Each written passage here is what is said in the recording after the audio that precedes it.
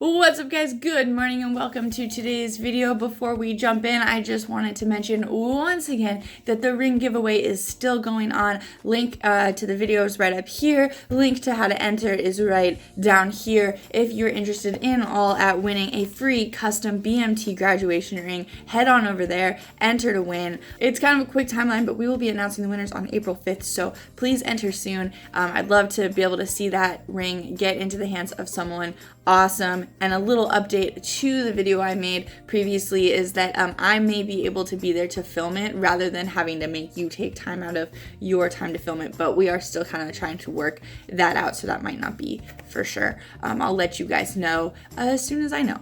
But yeah, go ahead and enter that, and then let's jump into this video. So today I wanted to talk to you guys about what military spouse preference is. So basically, military spouse preference is something that you can it's a box you can check basically, or a thing you can claim when applying for Department of Defense civilian positions, either appropriated funds positions or non-appropriated funds positions on bases when you move. So that was a lot of words that might not make sense to you, so let me kind of tell you what that means. I did a video a while back about how to find a job when you PCS. I'll link that video right up here in the corner. You can go check that out, and I talked a little bit about my experience finding my on-base job. Now, I technically had two different positions while I was working in the marketing office. One of them was a flex position, which means that it wasn't like a regular position. I only worked like 20 hours a week. I didn't get like sick days or paid time off or anything like that. It was like a part-time employee sort of position. And then I moved to a regular position, which then I got all the benefits that came along with being a regular Department of Defense civilian employee, which means that I got, the paid time off, the sick leave, I got all kinds of other things. But when I applied I used military spouse preference to get both jobs. And what that does is it kind of puts me above other applicants. When the HR department gets all of the applications, there's going to be qualified candidates, and there's going to be qualified candidates with military spouse preference. So say, for example, two of us have applied for this job, and both of us are qualified, but I have military spouse preference. I automatically am going to get that job over the person who does not have military spouse preference. And where that can also be kind of a weird situation is if we're both qualified and maybe the person without military spouse preference is actually maybe a little bit more qualified or like a little bit better. The hiring manager has to justify why why they want to hire the non-military spouse preference over the military spouse preference person. The military spouse preference almost guarantees you a job if you are qualified. Almost, not quite.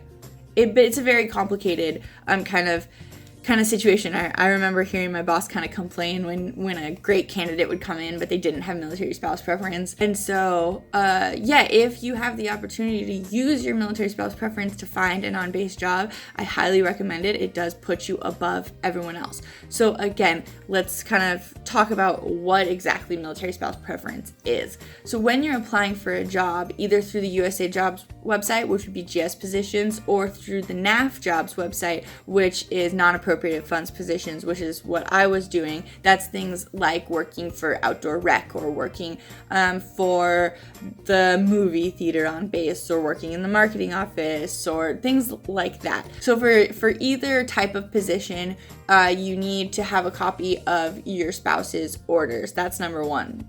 And you have to be on those orders, meaning you had to have been married before they got those orders for you to be on them, right? And then you just kind of check a box that says, I am claiming military spouse preference. Now, I was able to use it twice because I went from a flex position to a regular position.